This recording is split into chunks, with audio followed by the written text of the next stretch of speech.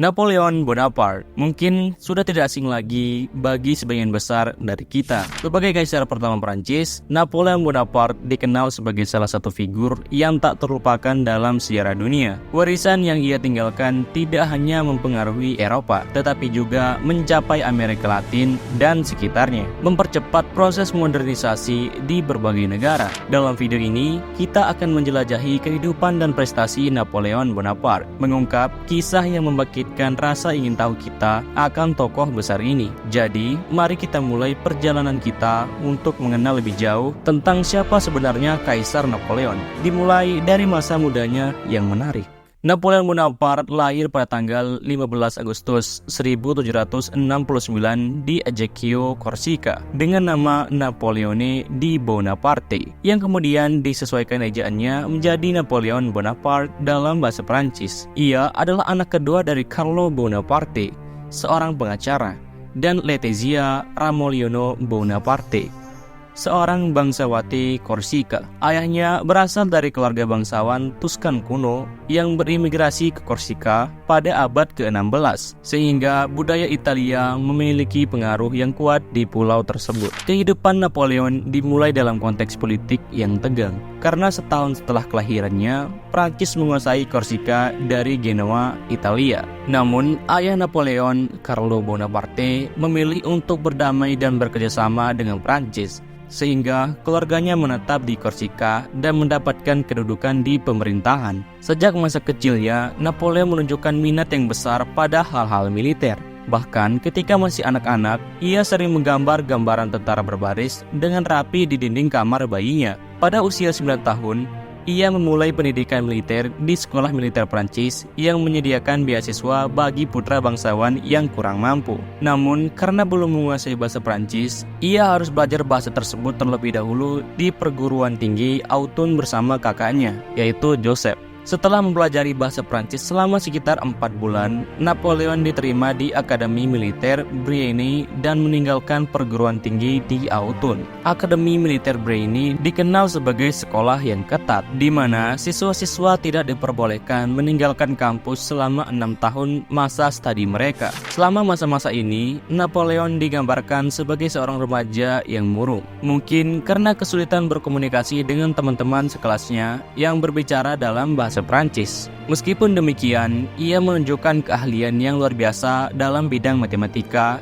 dan minat yang mendalam dalam ilmu perang. Hal ini terbukti dari kesuksesannya sebagai komandan kompi kadet yang membawa pasukannya meraih kemenangan dalam simulasi perang di sekolah. Keahlian Napoleon dalam matematika juga diakui oleh temannya, Bourrine, yang mencatat bahwa Napoleon memiliki kemampuan berhitung yang sangat cepat. Pengawas sekolah menilai Napoleon sebagai seorang siswa yang istimewa dengan kemampuan yang layak untuk melanjutkan studi di Paris.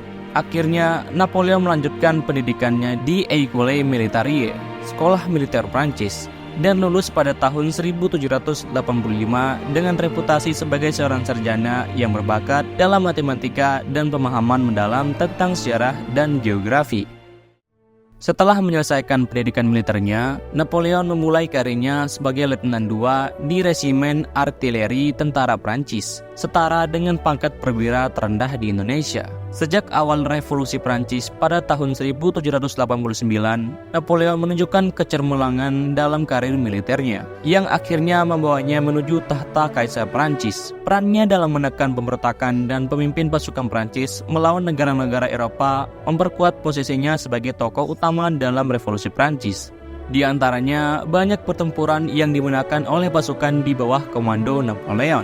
Salah satunya melawan pasukan Austria pada tahun 1798 yang menghasilkan keuntungan teritorial melalui perjanjian Campo Formio. Pertempuran piramida pada tahun yang sama melawan Mamluk di Mesir juga merupakan kemenangan yang penting.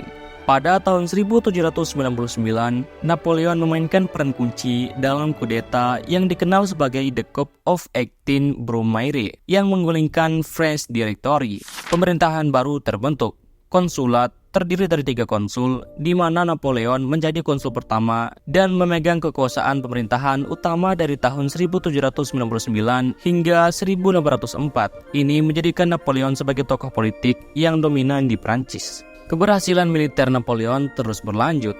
termasuk kemenangan dalam pertempuran Marengo pada tahun 1800 melawan Austria yang mengusir mereka dari Italia. Pada tanggal 2 Desember 1804, Napoleon dinobatkan sebagai Kaisar Prancis pertama, atau yang dikenal sebagai The Emperor of France, dalam sebuah upacara megah di Katedral Notre Dame di Prancis. Sebelum dinobatkan sebagai Kaisar, Napoleon memperkenalkan Napoleonic Code, sebuah undang-undang yang merapikan sistem hukum Prancis dan menjadi dasar hukum sipil di Prancis dan banyak negara Eropa serta Amerika Latin hingga saat ini.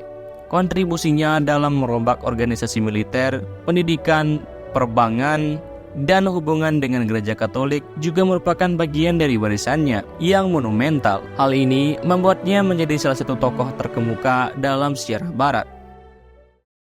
Meskipun Kaisar Napoleon Bonaparte telah mencapai banyak kemenangan dalam sejarah, namun cerita hidupnya juga dipenuhi dengan kegagalan yang mendalam. Salah satu kekalahan terbesarnya menandai akhir dari masa kejayaannya sebagai Kaisar Prancis, dimulai dengan invasinya ke Rusia pada tahun 1612, yang berakhir tragis karena kegagalan besar dari 600.000 pasukan yang ia bawa. Hanya sedikit yang berhasil bertahan setelah perjalanan yang melelahkan dan strategi perang Rusia yang menghancurkan persediaan makanan mereka dengan membakar kota-kota. Kekecewaan dan kekalahan terus menghampiri Napoleon, dan akhirnya ia dikalahkan oleh koalisi negara Austria, Rusia, dan Swedia yang membuatnya terpaksa menyerah dan turun tahta pada tahun 1814 saat usianya sekitar 40-an. Napoleon diasingkan ke Pulau Elba di Mediterania, Italia. Sementara keluarganya pergi ke Austria. Namun, semangat dan ambisinya yang kuat membuatnya berhasil melarikan diri dari Elba dengan bantuan pendukungnya. Meskipun sempat meraih kemenangan di pertempuran Ligny, Napoleon akhirnya kembali mengalami kekalahan dalam pertempuran Waterloo dan akhirnya diasingkan ke Pulau Saint Helena di Samudra Atlantik Selatan. Kisah Napoleon Bonaparte berakhir pada 5 Mei 1821 ketika ia meninggal dunia pada usia 51 tahun akibat diduga kanker perut. Meskipun telah tiada, warisan dan pencapaian-pencapaian gemilangnya tetap diakui oleh dunia. Keahliannya dalam memimpin perang, kontribusinya dalam pembentukan hukum, modernisasi ekonomi, serta dedikasinya dalam memajukan pendidikan dan ilmu pengetahuan tetap menjadi inspirasi bagi banyak negara dalam mencapai modernisasi. Meskipun dirinya telah tiada, namun jejaknya terus memberi inspirasi bagi generasi-generasi selanjutnya. Bagaimana? Apakah kalian sudah mengenal dengan baik siapa itu Kaisar Napoleon Bonaparte? Dari awal perjalanan masa mudanya hingga kenaikan tahtanya sebagai Kaisar Prancis, serta dampak besar yang ia berikan dalam sejarah kemajuan dunia. Kisah hidup Napoleon memang menakjubkan. Semoga cerita hidupnya bisa memberikan inspirasi bagi kita semua untuk terus semangat dalam belajar dan mempertahankan semangat terhadap negara. Makasih buat yang nonton sampai habis.